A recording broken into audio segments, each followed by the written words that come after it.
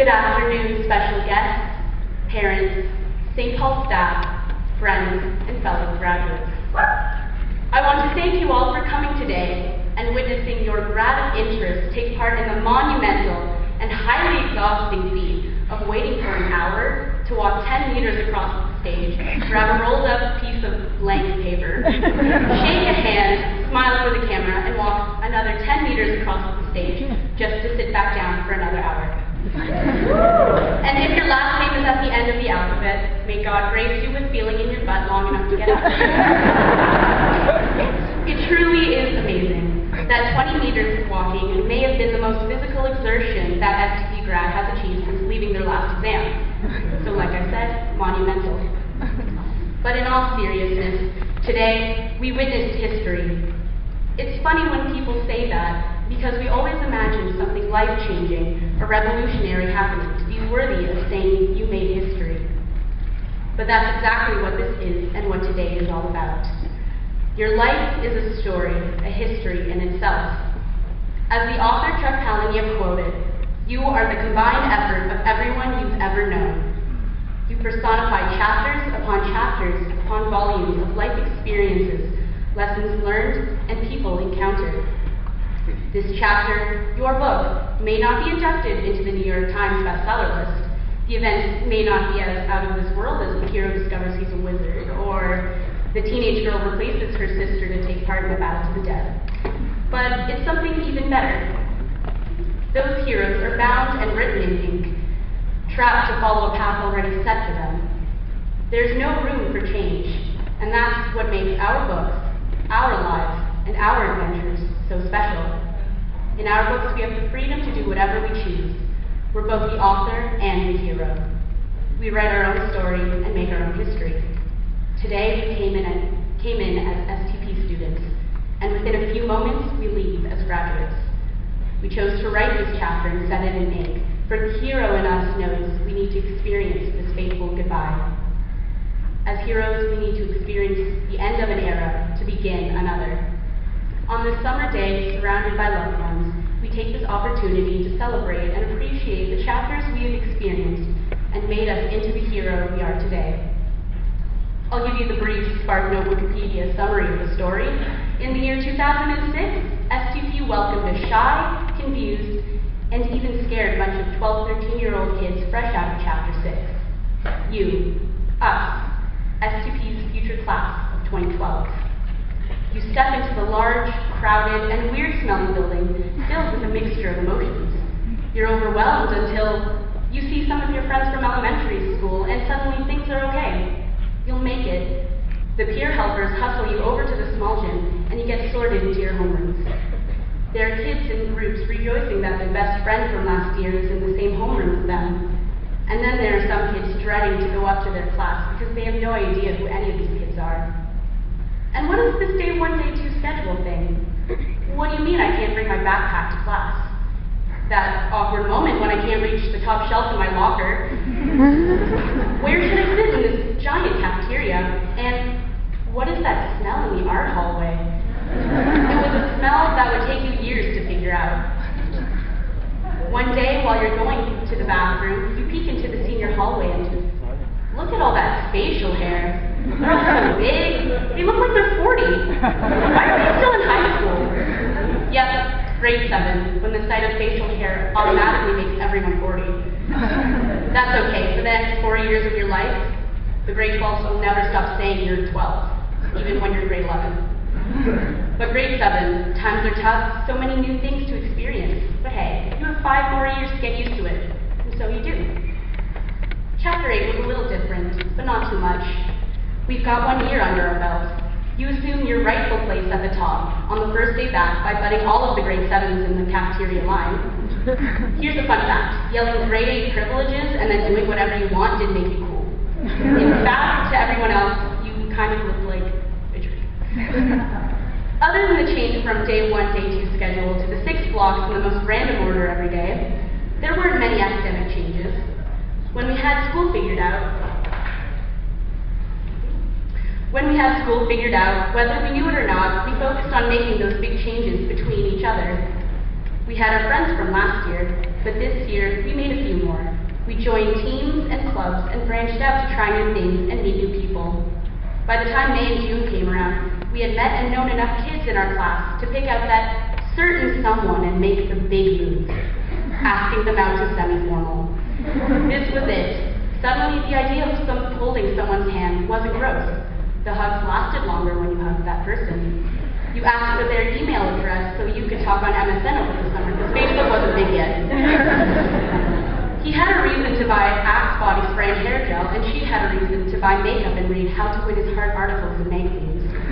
It's a wonderful thing, reminiscing over the little things we used to stress about, like puppy loves and semi-formal and that big basketball game, and what to bring at the end of the year for the peer helper party.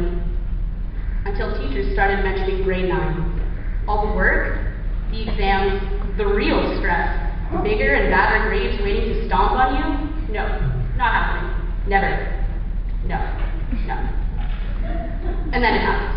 Chapter 9. The big change to high school. We're on the bottom of the food chain once again. Your classes are the same every single day. At least now you can coordinate which classes you can take naps in. And they weren't exaggerating when they said you have homework every day. At least now the teacher doesn't check it, usually. You're late for third period because you indulge in your new freedom of going anywhere during lunch. So not only is your teacher mad at you for being late, she's also mad because you reek of garlic from your shawarma lunch. Okay, breathe. You've got this. You study extra hard for the first set of exams because you have no idea what to expect, and then you pass. That wasn't so bad. When it's time for the second set of exams, you're a pro, and all you want to do is get them out of the way so summer can begin. So obviously, you work really hard and put those exams to shame. Summer begins and you start to understand that life is moving fast. Are you keeping up? Let's find out. Grade 10, you're going through the motions. Going on a school trip here, making a team there, maybe even getting your first job. Your classmates got freakishly taller since the last time you saw them. Those once smooth faces are now dotted with stubble and acne and makeup and fatigue from staying up late doing homework because they were out even later with friends. You're figuring out who you are. Like if you're the kid who stays home on a Saturday night to study because you have a test on Monday, or if you're the kid who goes out Friday and Saturday night because the test you have on Monday is English. I mean, you speak English, right? No studying. But as we indulged in the freedom that came with age, we sometimes forgot about the responsibility that comes with it. The classes are getting a little harder. Okay, that's an understatement. Some classes are so hard you start to seriously reconsider what you want to do in life. And one day, during a complete stress break, a job as a Baskin-Robbins ice cream flavored taste tester looks pretty sweet compared to that biomedical robot engineer you've always wanted to be, which just doesn't exist. This chapter was all about whether or not you could achieve balance in your life. The school, sports teams, the club, the job, the family, the friends, it's overwhelming. So many things to distract you from the fact that one more year was over and there were only 2 more to go. Some could say that it was moving too fast. But no amount of time, whether it be 10 years or just one summer, could prepare us for what was to come at the beginning of grade 11. No words could ever do justice to the amount of grief and heartache we all felt when we lost Ben at the beginning of that year. The loss was excruciating for many. It seemed so unfair that within a second, such a vibrant and young life could be so easily taken away from us. But as we mourned, we saw how we connected by one life, how one drop of water affected an entire river. We shared our fondest memories of him with each other and opened our most vulnerable selves up for everyone to see. Trivial problems and differences were easily forgotten to pay respect towards a great life that ended too soon. Even when the ripples fade, the river is no longer the same. Time has passed since his death, but we will never, ever be the same. But the change we experienced together. As a community, we were defined, we were united. Out of the darkness came the light. We learned that life is a precious and fragile thing. But that doesn't mean we stop ourselves from living. If anything, we were taught to live every day as if it was our last. To not be afraid of dying, but to be afraid of the unlived life. Reality hit us hard that year. But things change, and friends leave, and life doesn't stop for anybody. So whether we were ready or not, Chapter 12 was happening with or without our consent. And it wasn't going to be a just following the motions kind of year either. It was make it or break it, and we had to put our butts in gear.